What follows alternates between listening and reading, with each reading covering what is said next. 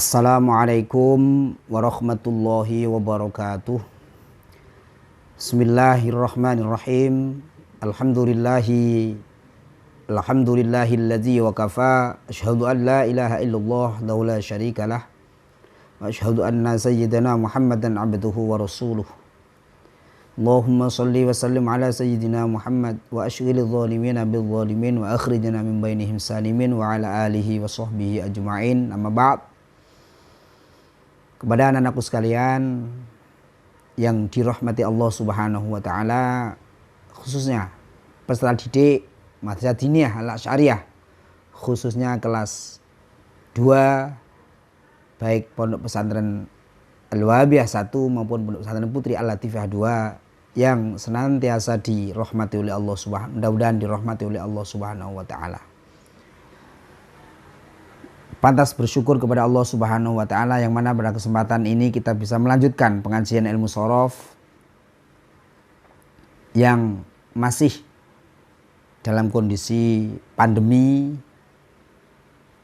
namun tidak menyurutkan semangat kita untuk belajar dan bisa melanjutkan kegiatan seperti ini.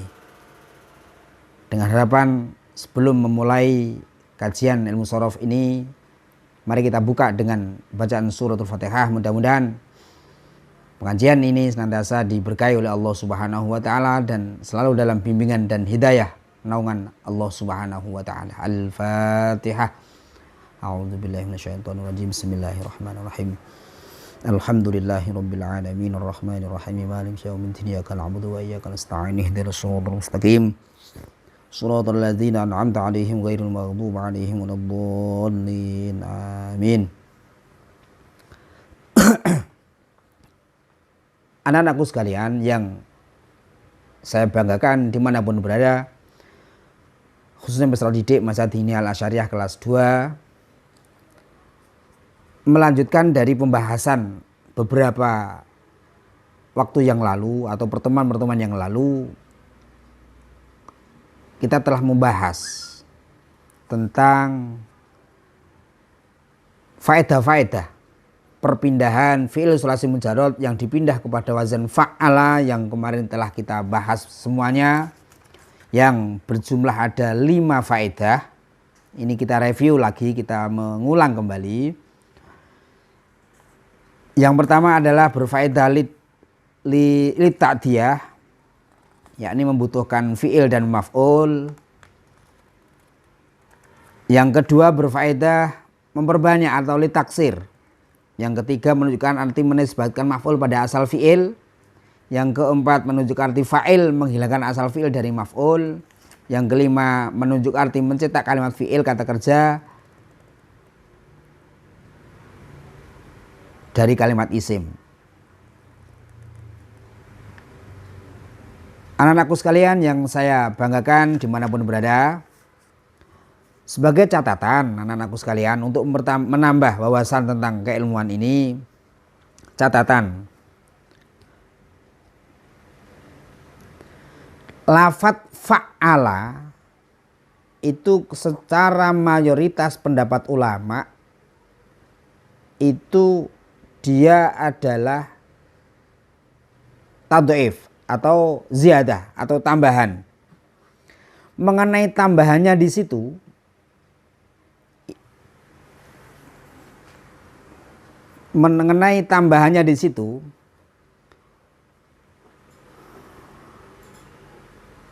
terjadi ikhtilaf, terjadi perbedaan pendapat di antara kalangan para ulama. Secara otomatis ulama ahli bahasa, ahli shorof.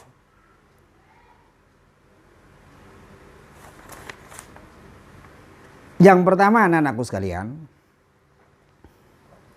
lafadz fa'ala itu kalau ditinjau dari sisi keilmuan, itu kalau ditulis, jikalau kita menjumpai huruf-huruf hijaiyah kok bertasdid, itu sebenarnya adalah ada 2 huruf double. Artinya dua huruf double itu apa? Dua huruf yang sejenis. Yang pertama itu mati, yang kedua itu hidup. Maka jikalau kita menjumpai ada fi'il yang huruf sejenis kumpul dalam satu kalimat, yang pertama itu mati, yang kedua itu hidup, maka ulama ahli bahasa sepakat supaya diidghamkan. Ini bahasa ilal. Kalau di ilal itu berbunyi begini, udghimatil ainul ula fis saniyati lil mujanasati. Diidghamkan ain yang pertama, diidghamkan kepada ain yang kedua. Karena tunggal jenis lil mujanasati. Itu kalau dalam bahasa ilal. Nah, sekarang bagaimana pendapat ulama satu, yakni ulama yang pertama yakni Imam Khalil. Ain yang pertama karena menambahkan huruf mati itu lebih aula, lebih diterima. Jadi menambahkan al-ain yang pertama yang mati itu hukumnya aula. Aula itu lebih diterima. Bandingannya apa? Daripada menambahkan huruf yang hidup.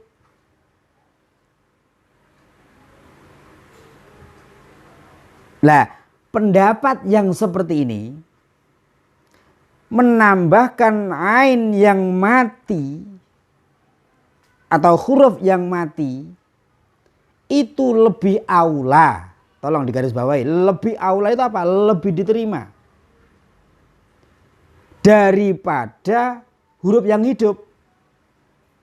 Jadi yang menambahkannya di situ adalah ain yang pertama itu mati. Itu lebih aula daripada menambahi yang berharokat hidup. Lah, pendapat ini dipilih oleh pengarang kitab Talkhis, Ibnu Usfur, dan Imam Ibnu Malik. Jadi pendapat yang pertama ini didukung oleh tiga ulama besar, yakni apa? Talkhis, Ibnu Usfur, dan Ibnu Malik.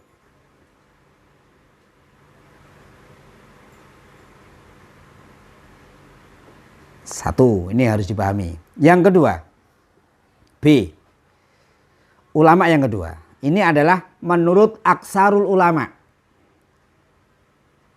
Artinya apa? Banyak-banyaknya ulama.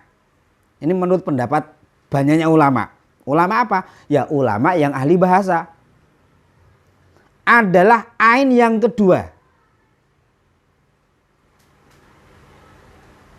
Mengapa kok yang ditambahkan itu yang huruf tambahan itu ain yang kedua? Ini menurut aksar ulama. Dikarenakan menambahkan di akhir itu lebih baik. Jadi bedanya kalau pendapat yang pertama tadi itu adalah menambahkan ain yang pertama itu mati. Artinya ain yang pertama itu lebih aula, ya, lebih aula, dan ini didukung oleh pengarang kitab Talkhis, yakni Ibnu Usfur dan Ibnu Malik. Tapi kalau pendapat aksarul ulama di sini adalah menambahkannya ain di situ itu, yakni ain yang ketiga. Atau di akhir. Pendapat ini dinukil. Dinukil itu dipindah. Dipindah oleh Imam Farisi. Dipindah oleh Imam Farisi. Dari Yunus. Dan pendapat ini pula lah yang dipilih oleh Imam Yunus dan Ibnul Hajib. Paham ya? Jadi pendapat ini didukung oleh Imam Faris dari Yunus, dan pendapat ini pula lah yang dipilih oleh Imam Yunus dan Ibnul Hajib. Pendapat yang ketiga anak-anakku sekalian. Oke. Pendapat yang ketiga adalah menurut pendapat Imam Sibaweh. Nah ini Imam Sibaweh ini bijaksana ini. Wis ojo geger. Nah, ngecro kekasarane basa Jawane wis ojo geger he ulama-ulama. Ngono. Ini yang ketiga. Awakmu sing berpendapat huruf tambahannya itu adalah huruf yang pertama, artinya huruf double yang pertama. Sing kamu berpendapat huruf double yang terakhir yang kamu pilih tambahannya itu, yang ziyadah itu adalah ain yang terakhir. Kamu yang berpendapat ain yang pertama yang lebih yang dikatakan huruf ziyadah itu wes karo-karone iso. Nah, iki Imam Sibaweh. Yang konon kita juga mendengar siapa Imam Sibaweh itu yang terkenal sekali beliau itu, yakni apa? Cerdas, bukan main, ulama besar terkenal, ahli bahasa itu. Ahli ilmu bahasa, ilmu sastra. Yang terkenal, bahkan ada seorang ulama bercerita itu kan sampai-sampai malaikat Mungkar Nakir bertanya kepada Imam Sibaweh waktu meninggal itu apa? Sampai didebat ulama itu. Malah ulama malaikatnya itu ditanya kembali, "Man rabbuka?" Ntar dulu malaikat. Saya ndak jawab dulu, saya ingin tanya. Kalau sampean tanya man rabbuka, man itu i'rabnya jadi apa? Coba. Malaikat ditanya begini oleh Imam Sibaweh di dalam kuburnya itu loh. Ya nggak bisa malaikat. Malaikat nggak pernah kursus. Nah, ini Imam Sibaweh saking hebatnya itu ya. Wes.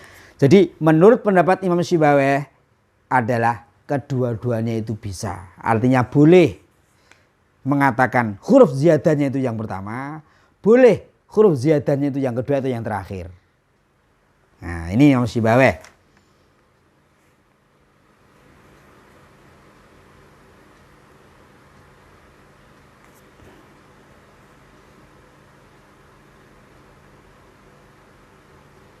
Demikian anak-anakku sekalian, pertemuan pada kali ini, mudah-mudahan sedikit pertemuan ini senantiasa membawa wawasan, menambahkan ilmu kepada kita semuanya.